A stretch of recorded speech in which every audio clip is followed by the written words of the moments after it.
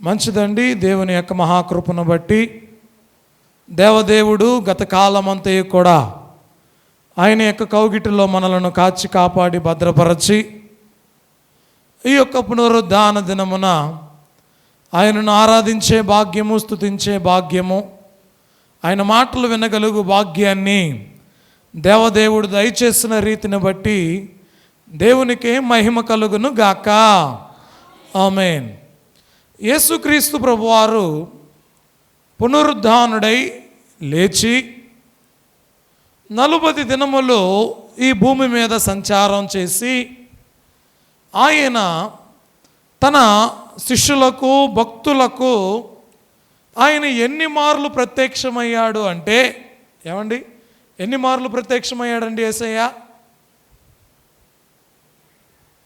కీర్తనలో ఒక మాట పాడుకుంటాం, దేవుని ప్రేమ ఇదిగో జనులార భావంబు నముదిలియరే, కేవలము నమ్ముకొనినా పరలోక జీవంబు మనకబ్బునో, పరలోక జీవంబు మనకబ్బునో.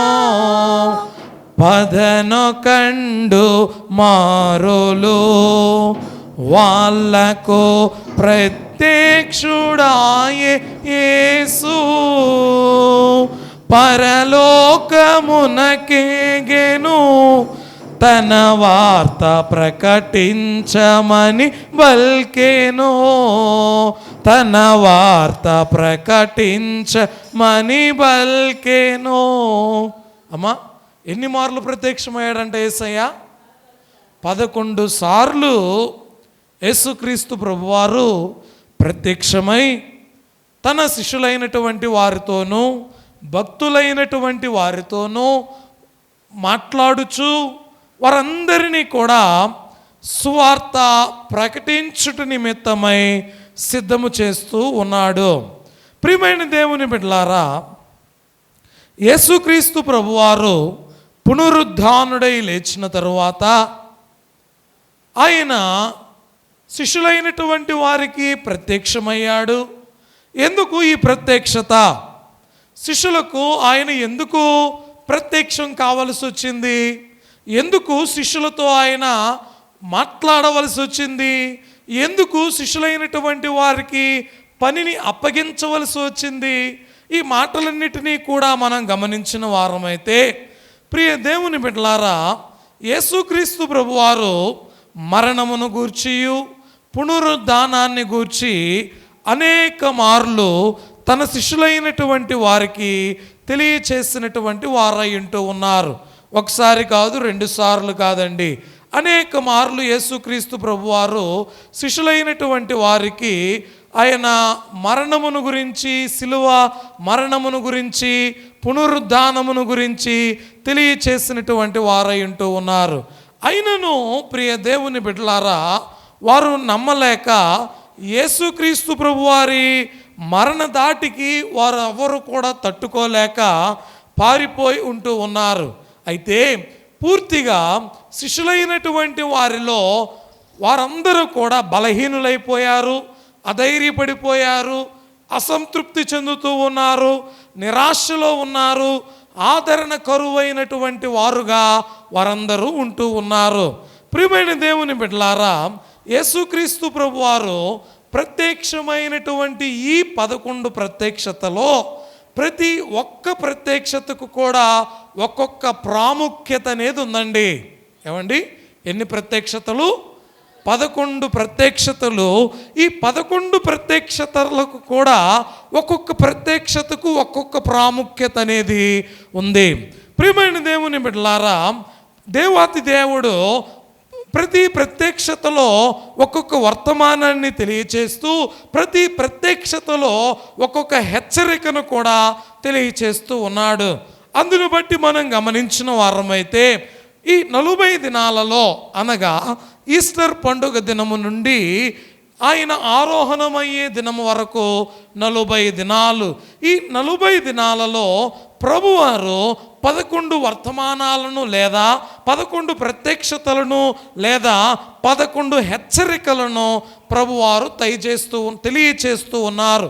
అందులో మొదటిగా నేటి దినాన మనం చదువుకున్నటువంటి వాక్యపాఠ్య భాగం ఏమండి, మొదటి ప్రత్యక్షత ఎవరితో? ఎవరితో? యేసుక్రీస్తు ప్రభువారు పునరుద్ధానుడై లేచిన తరువాత మొట్టమొదటి ప్రత్యక్షత మగ్దలేనే మరియా. ఇప్పుడే కదండి చదువుకున్నాం. వాక్య భాగాలలో మనం గమనిస్తే యోహాను సువార్త 20వ అధ్యాయం 1 నుండి 18 వచనాల్లో కూడా ఈ ప్రత్యక్షతను గూర్చిన మాటలు వ్రాయబడి ఉన్నాయి. అంతేకాకుండా రెండవ ప్రత్యక్షత రెండవ ప్రత్యక్షత ఎప్పుడు అంటే చూడండి, మత్తయి సువార్త 28వ అధ్యాయం 1 నుండి 10 వచనాల్లో ఇక్కడ దేవదూతల యొక్క వర్తమానమును పొంది తిరిగి వెళుతూ ఉన్నటువంటి స్త్రీలకు దేవదూత వర్తమానాన్ని విని తిరిగి వెళుతూ ఉన్నటువంటి స్త్రీలకు దేవదేవుడు ప్రత్యక్షమై మాట్లాడుతూ ఉన్నటువంటి మాటలు ఇక్కడ చూడగలం. మొదటిగా ఏమో సమాధి దగ్గర మగ్దలేనే మరియతో ప్రభువారు మాట్లాడుతూ ఉన్నాడు. ఆ తర్వాత కొందరు స్త్రీలతో ప్రభువారు మాట్లాడుతూ ఉన్నారు. మూడవదిగా మనం చూస్తే చూడండి, మార్కు సువార్తలో 16వ అధ్యాయము 7వ వచనం.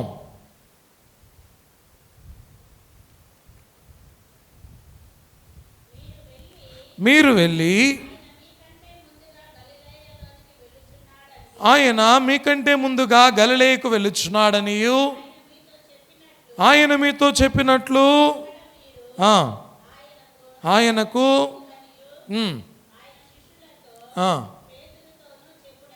చూడండి అమ్మా, దేవుని యొక్క వాక్య భాగాన్ని మనం గమనించిన వారమైతే మూడవ ప్రత్యక్షత పశ్చాత్తాపపడినటువంటి పేతురు గారు. ఈ వాక్య భాగాలను మనం గమనించిన వారమైతే పశ్చాత్తాపపడిన పాపి ఎడల సానుభూతి అనేది ఈ వాక్య భాగాలలో మనం చూడగలం.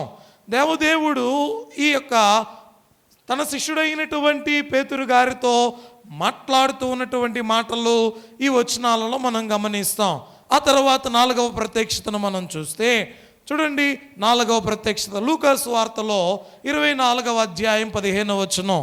లూకాసు వార్త 24వ అధ్యాయం 15వ వచనం.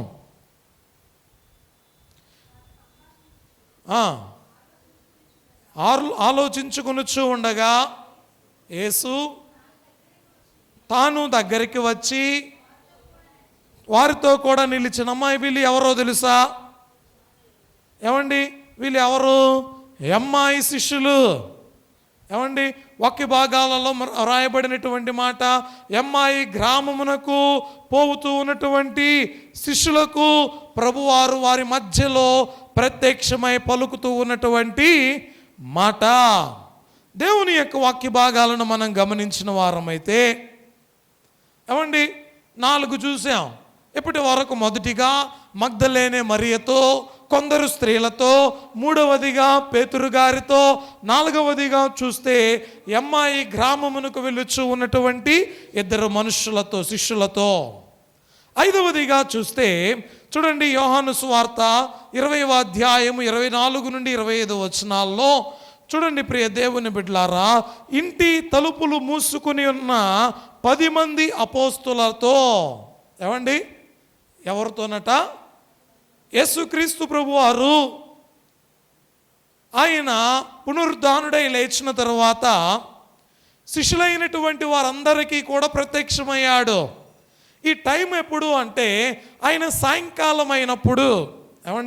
సాయంకాలం అయినప్పుడు శిష్యులైనటువంటి వారందరూ కూడా ఒక గదిలో కూడి ఉన్నప్పుడు వారందరూ కూడా ఉన్నప్పుడు యేసయ్య వారి మధ్యలో ప్రత్యక్షమయ్యాడు. ఇక్కడ వాక్యములో వ్రాయబడినటువంటి మాట 10 మంది అపోస్తులు. ఎవరటండి? 10 మంది శిష్యులు మాత్రమే ఉన్నారు. ఇంకా ఎవరెవరు లేరండి?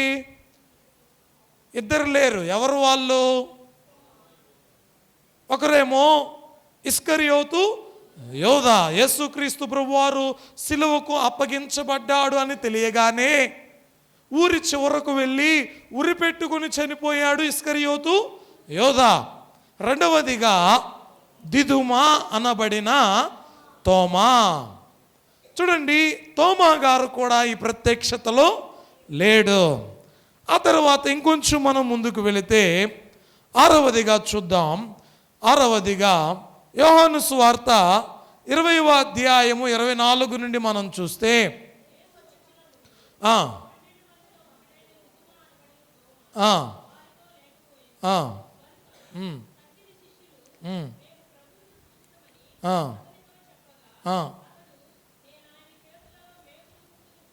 నేను ఆయన చేతులలో మేకుల గుర్తులను చూచి నా వేలు ఆ మేకులు కొట్టినటువంటి గుర్తులలో పెట్టి నమ్మను అని వారితో చెప్పాను. అవండి, ఈ వచనాలన్నిటినీ మనం చదువుతూ ఉండగా సందేహించబడినటువంటి తోమా గారు ఉన్నటువంటి ఆ స్థలములో ప్రభువారు ప్రత్యక్షమవడాన్ని మనం చూస్తాం. 10 మంది శిష్యులతో మాట్లాడిన ప్రభువే మరలా సందేహించబడుతూ ఉన్నటువంటి తోమా గారితో మాట్లాడడానికి మరొకసారి ప్రత్యక్షమైన విధానాన్ని కూడా మనం చూడగలం.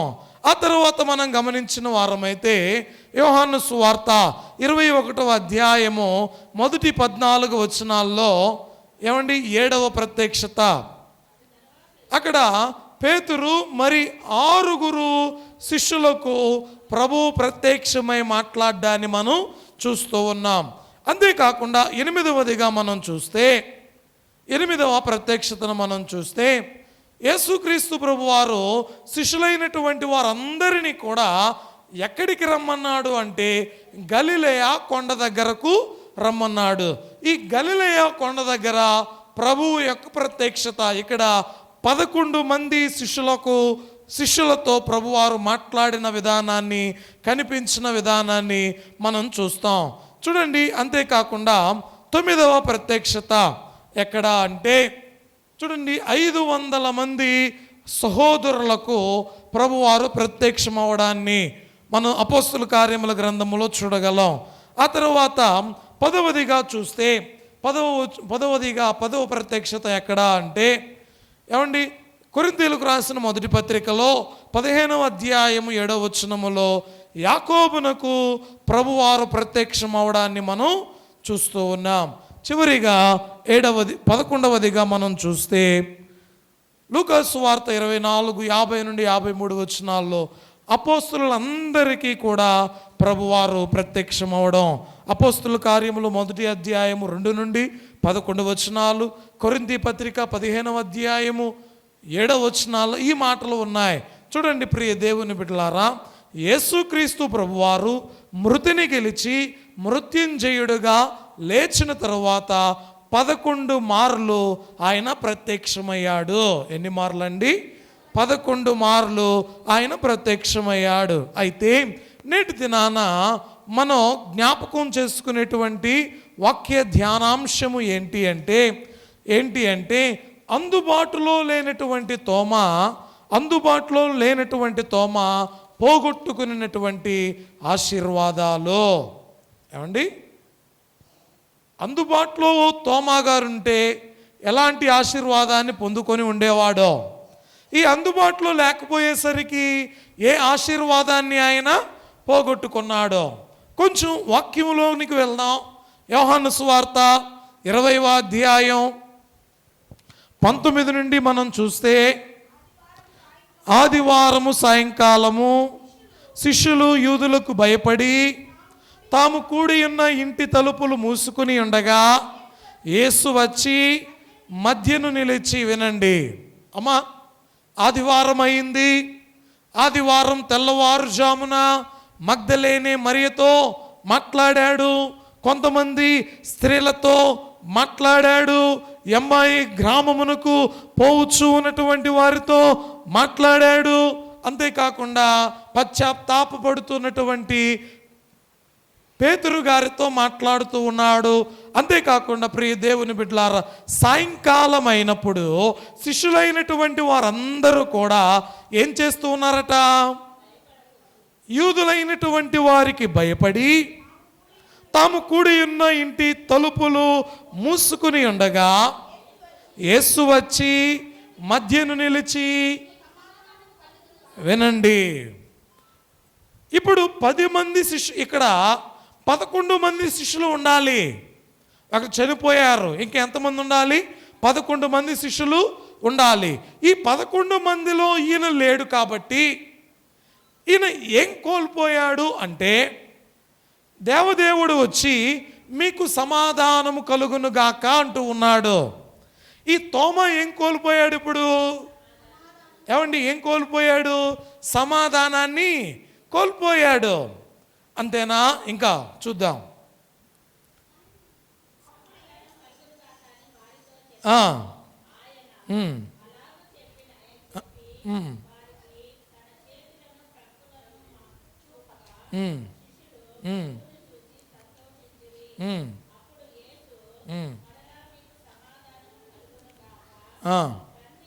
వినండి అమ్మా, తండ్రి నన్ను పంపిన ప్రకారము నేనును మిమ్మును పంపుచున్నానని వారితో చెప్పెను. ఆయన ఈ మాటను చెప్పి, చూడండి వినండి, ఆయన ఈ మాట చెప్పి వారి మీద ఊది, పరిశుద్ధాత్మను పొందుడి, మీరు ఎవరి పాపములు క్షమింతురో అవి వారికి క్షమించబడును, ఎవరి పాపములు మీరు నిలిచి ఉండనిత్తురో అవి నిలిచి ఉండునని వారితో చెప్పాను. విన్నారా ఈ మాట? అయ్యా, శిష్యుడైనటువంటి తోమా ఏం కోల్పోయాడు అంటే, ఒకటి సమాధానమును కోల్పోయాడు, పరిశుద్ధాత్మను కోల్పోయాడు, ఇంకా ఏమండి చెప్పాలి, ఇంకా దేవదేవుడు అంటూ ఉన్నాడు, ఒక పని అప్పగించాడు. ఏం పని? మీరు లోకమునకు వెళ్ళి సువార్తనందించుటకు నేను మీకు అర్హతను ఇస్తూ ఉన్నా. ఏమండి, మీరు ఎవరి పాపములైతే క్షమిస్తారో వారి పాపములు క్షమించబడతాయి, ఎవరి పాపములైతే నిలువనిస్తారో వారి పాపములు నిలుపబడతాయి. ఎవరు చెప్పిన మాటలండి ఇవి? యేసుక్రీస్తు ప్రభువారు తన యొక్క మొట్టమొదటి ఈ యొక్క ప్రత్యక్షతలో, అనగా శిష్యులైనటువంటి వారందరితో కూడా మాట్లాడుతూ ఉన్న ఈ ప్రత్యక్షతలో ఆయన మాట్లాడుతూ ఉన్నాడు. అయ్యా, మొదటిగా మీకు సమాధానం కావాలి, రెండవదిగా మీరు స్వార్థ పనిని చేయాలి, మూడవదిగా పరిశుద్ధాత్మ మీ మీదకి వస్తుంది, నాలుగవదిగా మీరు పాపములు క్షమిస్తే ఆ పాపములు క్షమించబడతాయి. ఏమండి, దేవుడు చెప్పిన మాట ఏంటి? మీరు ఎవరి పాపములనైతే క్షమిస్తారో వారి పాపములు క్షమించబడతాయి, ఎవరి పాపములైతే మీరు నిలువనిస్తారో వారి పాపములు అలానే నిలుచుంటాయి. 4 ఆశీర్వాదాలండి. ఈ 4ంటిని కూడా ఎవరు కోల్పోయారు అంటే, అందుకే దేవుడు ప్రత్యక్షమైనప్పుడు తోమా లేడు కాబట్టి తోమా ఈ యొక్క ఆశీర్వాదములను కోల్పోయిన వాడై ఉంటూ ఉన్నాడు. చూడండి, అందుబాటులో ఉంటే దేవుడిచ్చే ఆశీర్వాదాలు ఎలా ఉంటాయి? దేవునికి ఎప్పుడు కూడా మనం ఎలా ఉండాలో తెలుసా? అందుబాటులో ఉండాలి, దేవుని సన్నిధిలో ఉండాలి, దేవుని మాటలు వినేదానిలో ఉండాలి, దేవుని కొరకు ఎదురు చూచే వారముగా ఉండాలి, దేవునిని స్తుతించే వారముగా ఉండాలి, దేవునిని ఆరాధించే వారముగా ఉండాలి, దేవుని పని కొరకు ప్రాకులాడే వారముగా ఉండాలి. ప్రతి దానిలో మనము దేవుని కొరకు కొంత సమయాన్ని కేటాయించే వారముగా ఉండాలి. ఈ వాక్యం చెబుతూ ఉన్నటువంటి మాట, అయ్యా, దేవునికి నీవు సమయాన్ని కేటాయించేవాడవగా, లేదా దేవునికి నీవు అందుబాటులో ఉంటే నీవు పొందేటువంటి ఆశీర్వాదాలు ఏంటో నీకు తెలుసా? నీవు పొందేటువంటి దీవెనలు ఏంటో నీకు తెలుసా? ఇదిగో ఈ తోమ దేవునికి అందుబాటులో లేడు, సమాధానాన్ని కోల్పోయాడు. దేవునికి అందుబాటులో లేడు. ఈ యొక్క సువార్త దేవుడు చెప్పేటువంటి అప్పగిస్తూ ఉన్నటువంటి పనిని వినడం కోల్పోయాడు, అందుబాటులో లేడు. చూడండి, పరిశుద్ధాత్మను ఆయన అక్కడ ఉన్నప్పుడు ఈ 10 మంది మీద ప్రభు ఊదగా పరిశుద్ధాత్మ వారి మీదకి వచ్చిందటండి. వాక్య భాగాన్ని మనం చూస్తే, ప్రియమైన దేవుని బిడ్డలారా, కొంచెం కొన్ని మాటలను మనం చూద్దాం. సంఘము అనేది ఆయనను నమ్మిన బిడ్డలకు అనుగ్రహింపబడిన ఒక దీవెన. ఈ సంఘం ఏంటండి? ఆయనను నమ్మినటువంటి మనకు దేవదేవుడు అనుగ్రహించినటువంటి ఒక దీవెన. విశ్వాసులందరూ కూడా కూడుకుని ఇక్కడ చేసేటువంటి పని ఏంటి? ఒకరి కొరకు ఒకరు ప్రార్థించుట, ఒకరి కష్ట సుఖాలలో ఒకరు పాలి భాగస్థులగుట, అంతేకాకుండా అందరూ ఐక్యతతో ఉండుట, ఇవన్నీ కూడా ఎంతో మనోహరమైనవిగా ఉంటూ ఉన్నాయి. దేవుని యొక్క వాక్యాన్ని మనం చూద్దాం. దినవృత్తాంతముల 2వ గ్రంథము 7వ అధ్యాయము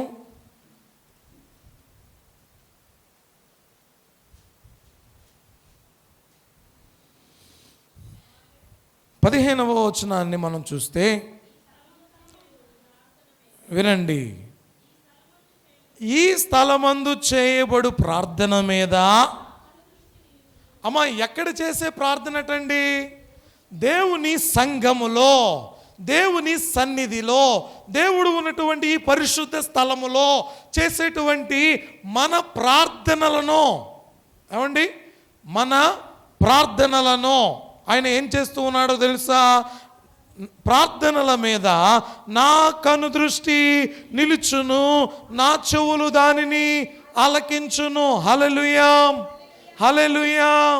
ప్రియ దేవుని బిడ్డలారా, ఇక్కడ చేరి మనం ప్రార్థన చేస్తూ ఉన్నాము అంటే, ఇక్కడ చేరి దేవునిని ఆరాధిస్తూ ఉన్నాము అంటే, ఇక్కడ చేరి దేవునిని మనకు మొరపెట్టుకుంటూ ఉన్నాము అంటే, ఆయన అంటున్నాడు, అయ్యా నీవు ఇక్కడ చేరావు కదా, నేను నిన్ను చూస్తూ ఉన్నాను, నేను నీ ప్రార్థనను నేను వింటూ ఉన్నాను. ఇక్కడ కూర్చున్నటువంటి మిమ్మల్ని మనందరినీ కూడా ఎవరు చూస్తూ ఉన్నారు? వాగ్దానం చేసిన దేవుడు, నమ్మతగిన దేవుడు.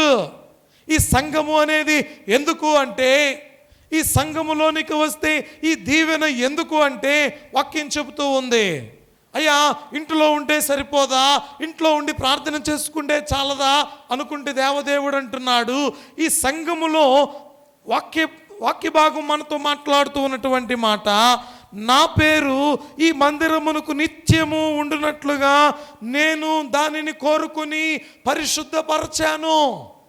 ఏం చేశాడటండి దేవుడు ఈ స్థలాన్ని కోరుకున్నాడు, ఈ స్థలాన్ని పరిశుద్ధపరచాడు. ఈ స్థలానికి ఎవరు పేరు పెట్టుకున్నాడు? ఎవరు పేరు పెట్టుకున్నాడు? ఆయన పేరు పెట్టుకున్నాడండి. ఇది పలానమ్మ ఇల్లు అంటాం, పలానమ్మ గారి ఇల్లు అంటాం, పలానా వారి ఇల్లు అంటాం. కానీ ఈ మందిరాన్ని దేవుని మందిరం, అయ్యా ప్రార్థనా మందిరం, అయ్యా యేసయ్య నివాస స్థలం. ఈ మాటలను మనం గమనించిన వారమైతే దేవదేవుడు అంటున్నాడు, చక్కగా వినండి, నా పేరు ఈ మందిరమునకు నిత్యము ఉండునట్లుగా. ఎప్పుడు దాకా? నా పేరు ఈ మందిరానికి నిత్యము ఉండునట్లుగా నేను దాన్ని కోరుకొని పరిశుద్ధపరచితిని. నా దృష్టియు నా మనస్సును నిత్యము దాని మీద ఉండును. హల్లెలూయా, హల్లెలూయా. వాక్య భాగం చెప్పబడుతున్నటువంటి మాట, అయ్యా దేవుని యొక్క మనస్సు నిలవబడినటువంటి స్థలం అండి. దేవుని యొక్క కనుదృష్టి నిలవబడినటువంటి స్థలం ఇది. దేవుడు తన యొక్క కన్నులతో మనలను చూస్తూ ఉన్నటువంటి స్థలం ఇది. అంతేకాకుండా ప్రియ దేవుని బిడ్డలారా, వాక్య భాగములో తెలియచేయబడుతూ ఉన్నటువంటి మాట, నీవు ప్రార్థన చేస్తే నీ ప్రార్థనను వింటూ ఉన్నటువంటి స్థలము ఇదండి. ఇంత గొప్ప ప్రత్యేకత, ప్రాధాన్యత ఈ యొక్క సంఘమునకు దేవుడిచ్చాడు. అవండి, ఈ సంఘానికి దేవుడిచ్చాడు. ఇది దేవాతి దేవుడు కోరుకున్నటువంటి ఈ స్థలం, ఆయన ప్రత్యక్షమవుతూ ఉన్నటువంటి ఈ స్థలం. ఆయన ప్రత్యక్షమైనప్పుడు ఆయన సముఖములో మనం లేకపోతే ఆయన దీవెనను మనం కోల్పోయే వారముగా ఉంటాం. వాక్య భాగాన్ని ఇంకా మనం గమనించిన వారమైతే ఏమండి, ఈ యొక్క పరిశుద్ధ దినమున అనేక మంది అనేక రీతులుగా తమ యొక్క ఉద్యోగ రీతిగా, వారు చేస్తూ ఉన్నటువంటి పనుల రీతిగా, వారు వెలుచు ఉన్నటువంటి మార్గములను బట్టి దేవుని యొక్క సన్నిధికి దూరస్తులుగా అయిపోతూ ఉన్నారు. దేవదేవుడు అంటూ ఉన్నాడు. ఏమండి, కొంతమందికి అనారోగ్యమని, కొంతమందికి ఇంట్లో పనులని, కొంతమందికి ఉద్యోగమని, కొంతమంది ఎక్కడికో ప్రయాణమని, కొంతమంది ఏవేవో పనులు కల్పించుకొని దేనికి దూరం అయిపోతూ ఉన్నారు? చెప్పండి గట్టిగా. చూడండి, తోమా దేవుని యొక్క ప్రత్యక్షతకు దూరం అయ్యాడు. మనము దేవుని యొక్క ప్రత్యక్షతకు దూరమైతే దేవుని సమాధానాన్ని కోల్పోతాం, దేవుని ప్రత్యక్షతను కోల్పోతాం, దేవుని పరిశుద్ధాత్మను మనం కోల్పోతాం, దేవుని పనిని మనం కోల్పోయే వారంగా ఉంటాం. దేనికి దగ్గర స్థలముగా ఉండాలి అంటే దేవునికి దగ్గర స్థలముగా మనం ఉండాలి. ప్రియమైన దేవుని బిడ్డలారా, దేవదేవుడు తెలియచేస్తూ ఉన్నటువంటి మాట, తోమా లేడు కానీ మిగిలిన శిష్యులు దేవునికి అందుబాటులో ఉన్నారు. వారు శక్తిమంతులు. ఏమండి, వారు శక్తిమంతులు కారు, జ్ఞానవంతులు కాదు, ఇంకా వారికి ఏ అధికారం కూడా వారికి లేదు. ఏమండి, వారు ఎలాంటి వారు అంటే పిరికి వారు. ఎలాంటి వారు? చెప్పండి గట్టిగా. ఎలాంటి వారట? ఎందుకు పిరికి వారు అంటున్నానో తెలుసా? వారు అక్కడ ఎలా ఉన్నారు? యూదులైనటు వీరు ఎవరు? వీరు యూదులే. వీరు ఎవరండి? యూదులే. వీరు ఎవరికి భయపడుతున్నారు? యూదులైనటువంటి వారికి భయపడి గదిలో చేరి, ఇంటిలో చేరి తలుపులు మూసుకొని, అంటే వీళ్ళు బలవంతులా, వీళ్ళు జ్ఞానవంతులా, వీళ్ళు విశ్వాసం కలిగిన వారా, వీళ్ళు ఏమండి ధైర్యవంతులా అంటే కాదండి. వాక్య భాగం తెలియచేస్తూ ఉన్నటువంటి మాట చూడండి, వారు బలహీనులుగా ఈ గదిలోకి వచ్చారండి. వారు బలహీనులుగా ఈ గదిలోనికి వచ్చారు. కానీ యేసయ్య ఎప్పుడైతే ప్రత్యక్షమయ్యాడో వారు బలవంతులయ్యారు. ఏమండి, మాకు యేసయ్య లేడు అనుకున్నాం ఇప్పటి వరకు, యేసయ్య మరణించాడు అనుకున్నాం, యేసయ్య సమాధిలో లేడు అని మగ్దలేనే మరి చెప్తే విన్నాం. కానీ ఇప్పుడు యేసయ్య ఏమయ్యాడో తెలుసా? మా మధ్యలో ప్రత్యక్షమయ్యాడు. ఎక్కడండి? మా మధ్యలో ప్రత్యక్షమయ్యాడు. కాబట్టి యేసయ్య లేడు అన్న భయం ఎవరిలో లేదు? మాలో లేదు. చూడండి, వాక్యం చెబుతూ ఉంది, అయ్యా వారు బలహీనులే, కానీ యేసయ్య ప్రత్యక్షమయ్యేసరికి వారు బలవంతులయ్యారు. కానీ బలహీనులుగా ఎవరున్నారో తెలుసా? తోమా బలహీనుడే. ఇంకా ఏమండి, అవిశ్వాసముతో వచ్చారు ఇక్కడికి. ఇక్కడ గదిలో చేరి యేసయ్య లేచాడా? యేసయ్య సమాధిలో లేడా? యేసయ్యను ఎవరో దొంగిలించారా?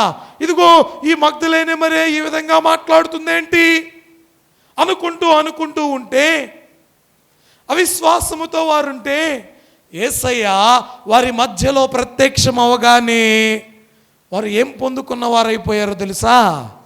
విశ్వాసమును పొందుకున్నారండి. అయ్యా ఇప్పటి వరకు మేము అవిశ్వాసులమే, యేసయ్య ఎప్పుడైతే ప్రత్యక్షమయ్యాడో విశ్వాసులమయ్యాం. ఏమండి, ఎప్పటి వరకు నమ్మకం లేదు, ఎప్పటి వరకు ఏ ఆశ లేదు, ఎప్పటి వరకు ఏ విధమైనటువంటి విధానము అనేది కూడా లేదు.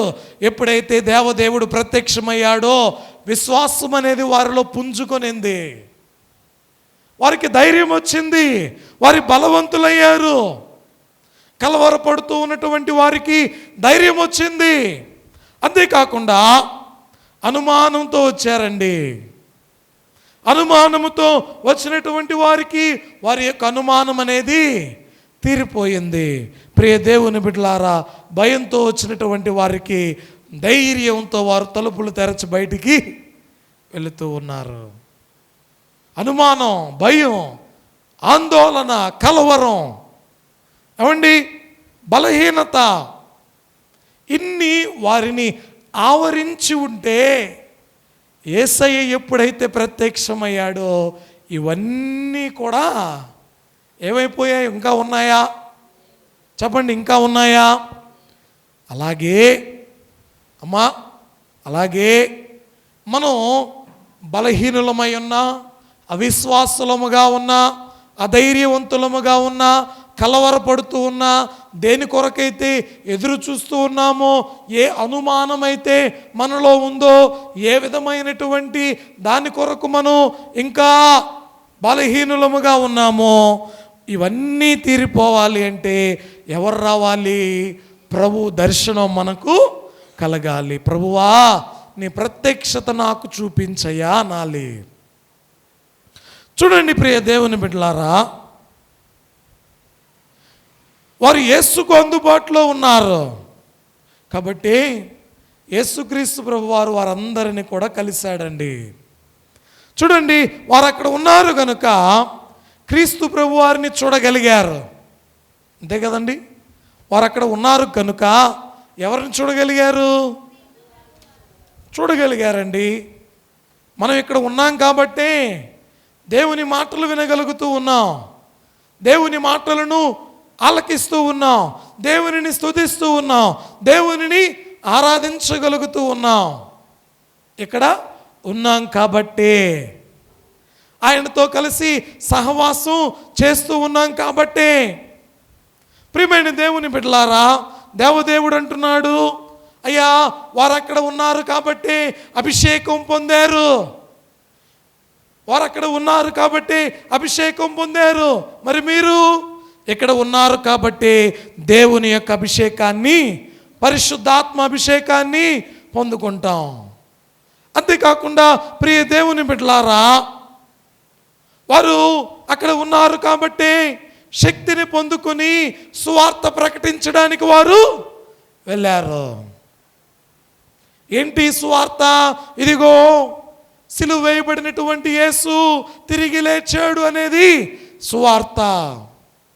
ప్రియమైన దేవుని బిడ్డలారా, వాక్య భాగాలలో మనం గమనించిన వారమైతే ఈ వాక్యం చెబుతూ ఉంది, వారు అక్కడ ఉన్నారు కాబట్టి సమాధానాన్ని పొందుకున్నారు, వారు అక్కడ ఉన్నారు కాబట్టి పరిశుద్ధాత్మను పొందుకున్నారు, వారు అక్కడ ఉన్నారు కాబట్టి పాపమును క్షమించేటువంటి వరాన్ని పొందుకున్నారు, అర్హతను వారు పొందుకున్నారు. అలాగే ఇక్కడ మనం ఉంటే దేవుడు మనకు ఏ దీవెన దాచి ఉంచాడో, ఏ దీవెనను మనకు ఇవ్వనై ఉన్నాడో, ఏ ఆశీర్వాదములతో దేవుడు మనల్ని ఆశీర్వదించనై ఉన్నాడో.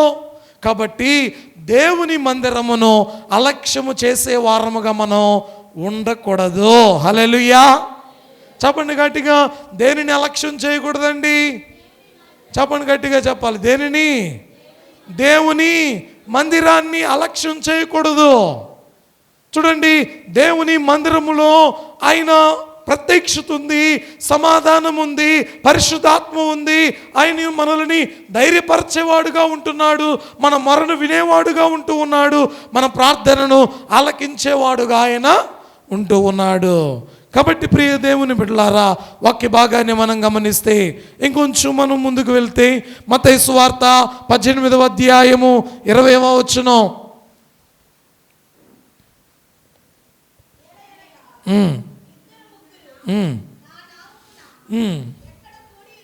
ఉమ్, ఉమ్. చూడండి అయ్యా, నేటి దినాన దేవుడు మనతో అంటున్నాడు, ఇద్దరు ముగ్గురు నా నామమున ఎక్కడ కూడి ఎందరో వారి మధ్యలో నేనుంటాను. ప్రియ దేవుని జనమా, దేవుని బిడ్డలారా, జాగ్రత్తగా కొద్ది మాటలు ఆలకించండి. యేసయ్య ప్రత్యక్షమైనప్పుడు శిష్యులలో తోమా లేడు. తోమా గారు దేనిని పోగొట్టుకున్నాడు అంటే ఇప్పటి వరకు మనం నేర్చుకున్నాం. అయితే ఈ పునరుత్థాన ప్రేమ ఎలాంటిది అంటే పాపిని ప్రేమించేటువంటి ప్రేమ ఈ పునరుద్ధాన ప్రేమ. మత్తయి సువార్తలో, యోహాను సువార్తలో 20వ అధ్యాయము 26వ వచనం.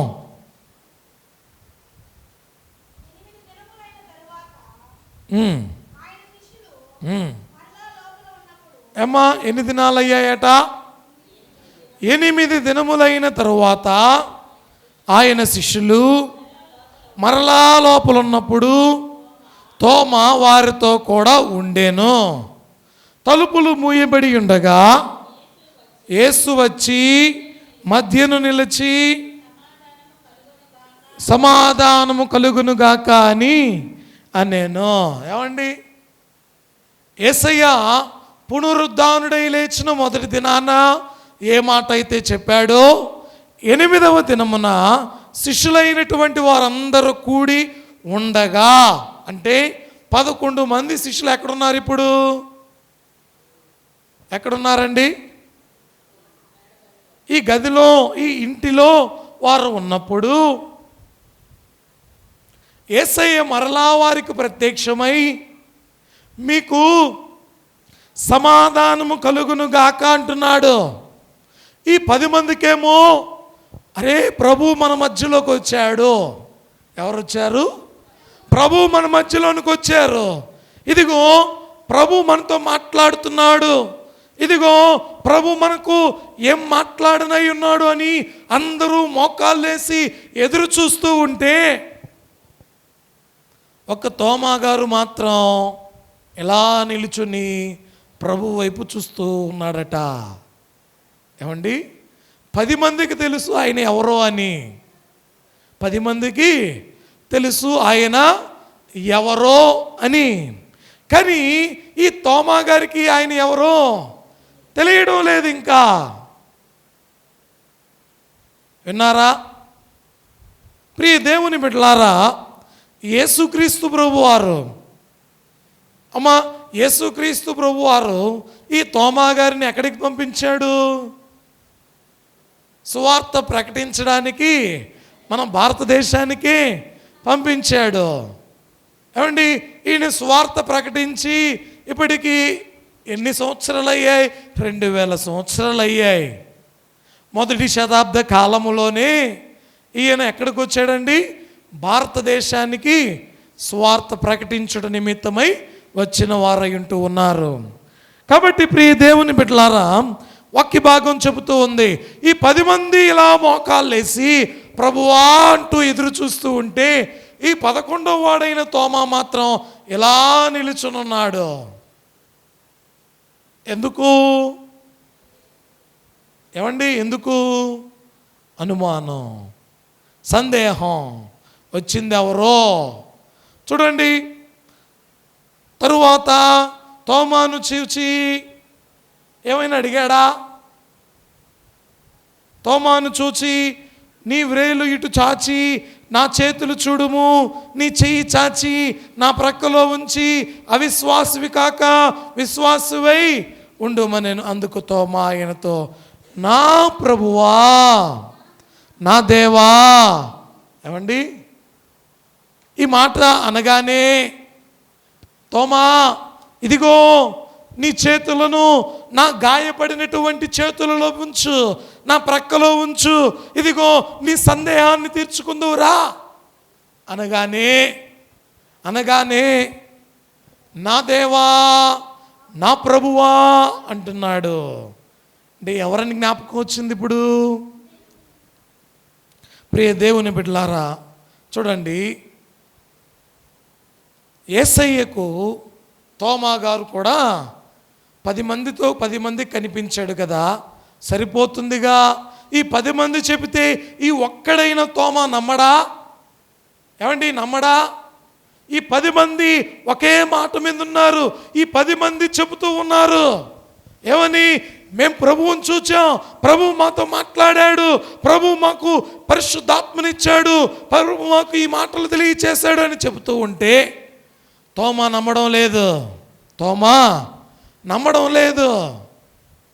ఆయనలో ఉన్న సందేహం, ఆయనలో ఉన్న అనుమానం తీరడానికి 8 దినాలు పట్టింది. ఎన్ని దినాలు? 8 దినాలు పట్టింది. ఈ 8 దినాల తరువాత ప్రభువారు మాట్లాడుతూ ఉన్నారు, తోమా నా గాయములలో నీ చేతులుంచు అనగానే ఆయన అనుమానం, అంటే ఈ 10 మందే కాదు ప్రభువుకు కావాల్సింది, అనుమానముతో ఉన్న ఈ తోమా గారు కూడా ఎవరికి కావాలి? దేవునికి కావాలి. అలాగే కేవలం నీవు నేనే కాదు, దేవునికి కావలసిందే. లోకంలో ఉన్న వారందరూ కూడా ఆయనకు కావాలండి. ఆయన అంటున్నాడు, ఏ ఒక్క ఆత్మ నశించిపోవడం కూడా నాకు ఇష్టం లేదు. ఏమండి, 99 గొర్రెలు ఉన్నాయి కదా అని అనుకోవట్లా. ఆయన తప్పిపోయిన ఆ ఒక్క గొర్రె నిమిత్తమే ఆయన వెళుతూ ఉన్నాడు. ఏమండి, ఆయన అంటున్నాడు, ఆరోగ్యవంతులకు ఎవరక్కర్లేదు, రక్షణ పొందిన నీకు నేనెందుకు? నీవు రక్షించబడ్డావు. అయితే రక్షణ ఎవరికైతే అవసరమో వారికి రక్షణను గురించి తెలియచేయడానికి నీవు కావాలి. ఏమండి, మనం రక్షించబడ్డాం, మనం ప్రభువుని తెలుసుకున్నాం. అయితే మనం చేయాల్సిన పని ఏంటి? అయ్యా, శిష్యులు రక్షించబడ్డారు, శిష్యులు ప్రభువుని తెలుసుకున్నారు, శిష్యులు దేవుని యందు విశ్వాసంతో ఉన్నారు. ఇక శిష్యులకి ఏం కావాలి? కాదు, దేవుడు అంటున్నాడు ఏమనో తెలుసా? ఇదిగో మీరు సువార్త ప్రకటించడానికి వెళ్ళండి, ఇదిగో నా పరిశుద్ధాత్మను నేను మీ మీద కుమ్మరిస్తాను, ఇదిగో మీరు సర్వలోకానికి వెళ్ళి సర్వ సృష్టికి నా సువార్తను ప్రకటించండి. ప్రియ దేవుని బిడ్డలారా, వాక్య భాగం చెబుతున్నమాట, దేవదేవుడు అంటూ ఉన్నాడండి, దిమనస్కుడైనటువంటి అనుమానితుడైనటువంటి దిదుమా అనబడిన తోమాతో మాట్లాడిన దేవుడు మనతో కూడా నేటి దినాన మాట్లాడతాడు. పునరుద్ధానుడైన దేవుడు నీతోనే కాదు. అందుకే దైవజనుడు అన్నాడు, దేవా మాకు కనబడుము, మాతో మాట్లాడు. కేవలం నీకేనా? కాదు, అందరికీ కనబడు. అయ్యా, అనుమానంతో ఉన్నవారు ఉన్నారయ్యా, సందేహంతో ఉన్నవారు ఉన్నారయ్యా, అవిశ్వాసంతో ఉన్నవారు ఉన్నారయ్యా, కలవరంతో ఉన్నవారు ఉన్నారయ్యా, బలహీనులుగా ఉన్నవారు ఉన్నారయ్యా, నిరాశతో ఉన్నవారు ఉన్నారయ్యా, ఆదరణ లేక ఉన్నవారు ఉన్నారయ్యా. అయితే వారందరితో మాట్లాడు ప్రభువా, వారందరికీ నీవు కనబడు. ప్రియమైన దేవుని బిడ్డలారా, వాక్య భాగం చెబుతూ ఉన్నటువంటి మాట, ఏమండి, మనం అనుకోవచ్చు ఈ తోమా ఏమైనా పిరికివాడా? ఏమండి చెప్పండి, తోమా పిరికివాడా? కాదండి. ఎంత ధైర్యవంతుడు అంటే యోహాను సువార్తలో 11వ అధ్యాయం 16వ వచనములో, అందుకు దిదుమా అనబడిన తోమా ఆయనతో, ఒకసారి చదవండి, 11వ అధ్యాయం 16వ వచనం.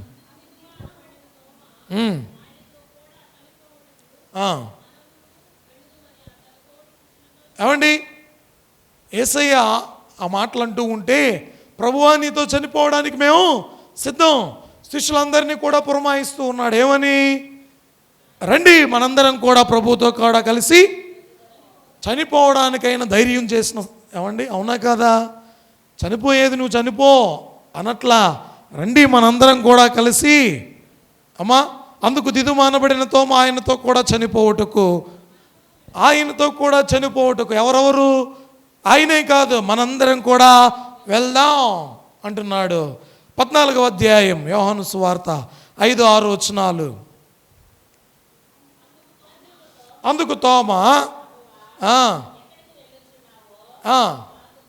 ఏమండి అయ్యా, ఏంటయ్యా ఇన్ని మాటలు చెప్తున్నావు? మనుష్య కుమారుడు యెరూషలేములోనికి వెళ్తాడు, అప్పగించబడతాడు, ఈ విధంగా ఇన్ని మాటలు చెబుతూ ఉన్నావు కదా, అసలు నువ్వు ఎక్కడికి వెళ్తావు? ఏమండి, అసలు నీవు ఎక్కడికి వెళ్తావు? ఈయన అంటున్నాడు, ప్రభువా ఎక్కడికి వెళుచున్నావో మాకు తెలియదే, మాకు ఆ మార్గము ఎలాగో తెలియను అని ఆయన అడగగా ఆయన చెప్తున్నాడు. అప్పుడు చెప్పాడండి, ఎవరు అడిగిన ప్రశ్నకు చెప్పాడు? తోమా గారు అడిగిన ప్రశ్నకు తెలియచేసిన మాట, నేనే మార్గము సత్యము జీవము. అయ్యా ఎక్కడికి వెళ్తావు? నీవు ఎక్కడికి వెళ్ళుచూ ఉన్నావు అంటే మాకు తెలియట్లేదే అన్నప్పుడు, నేనే మార్గాన్ని సత్యాన్ని జీవాన్ని అంటూ ఉన్నాడు. ప్రియ దేవుని బిడ్డలారా, ఇంకా మనం గమనిస్తే, నా ద్వారా తప్ప ఎవరినూ కూడా తండ్రి యొద్దకు రాడు అంటూ ఉన్నాడు. చూడండి, వాక్య భాగాన్ని మనం గమనిస్తే ఈ వచనాలను బట్టి తోమా గారు పిరికివాడు అనడానికి లేదండి. ఎందుకంటే తోమా గారు ధైర్యవంతుడే, ప్రభుతో సూటిగా మాట్లాడేవాడు, ప్రభువుని అడిగి తెలుసుకునేవాడు, శిష్యులైనటువంటి వారందరినీ కూడా రండి వెళ్దామని చెప్పి మాట్లాడేటువంటి వ్యక్తి తోమా. కాబట్టి ప్రియ దేవుని బిడ్డలారా, ఈ వాక్య భాగం చెబుతూ ఉన్నటువంటి మాట, యేసు ఏమండి యేసయ్యకు తోమా ఏ విధంగా కావాలో నీకును ఎవరు కావాలి? యేసయ్య. మనకు యేసయ్య కావాలి అమ్మా, యేసయ్యకు తోమా కావాలి, మనము యేసయ్యకు కావాలి. చూడండి, నీ అనుమానమును తీసివేసి విశ్వాసములో దృఢపరిచి ఈయన కొరకు వాడబడాలని ప్రభు మనల్ని అందరినీ కూడా కోరుకుంటూ ఉన్నాడు. కాబట్టి ప్రియ దేవుని బిడ్డలారా, దేవాతి దేవుడు ప్రత్యక్షమైనప్పుడు తోమా లేని దానిని బట్టి తోమా గారు 4 దీవెనలను కోల్పోయాడు. 1 దేవుని ప్రత్యక్షత, 2 సమాధానము, 3 పరిశుద్ధాత్మ, 4 పాపమును క్షమించేటువంటి దీవెన. ఏమండి, ఈ 4 దీవెనలను ఈయన కోల్పోవడానికి గల కారణం ఏంటి అంటే, అందరితో పాటు ఈయన లేడు.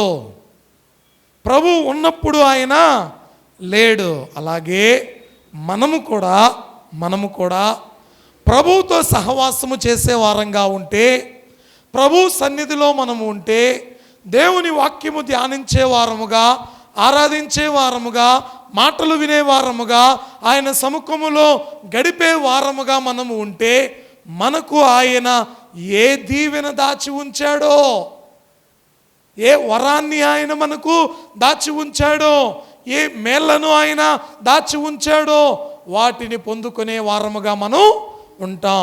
వాటిని పొందుకోవాలి అంటే దేవుని మందిరములో నిలిచే వారముగా మనం ఉండాలి.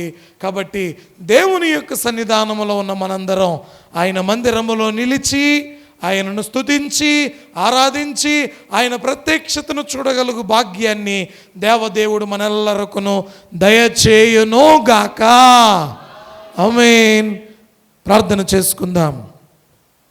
పరిశుద్ధుడా, ప్రేమస్వరూపుడైన మా యేసయ్య, మీ ఘనమైన నామమునకు వందనాలు ప్రభువా.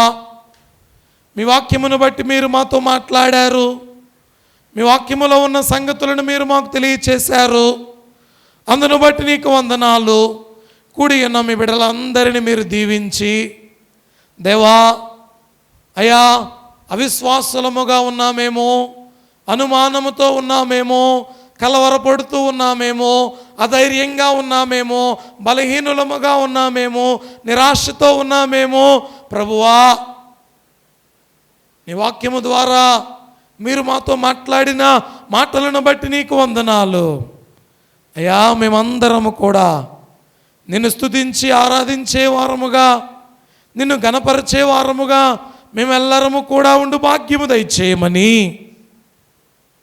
మా మంచి బోధకుడై ఉన్న యేసు స్వామి ద్వారా అడిగి వేడుకుంటున్నాము తండ్రి, ఆమేన్. అందరికీ మరణాత మరణాత మరణాత. దేవదేవుడే మనందరిని దీవించును గాక, ఆమేన్.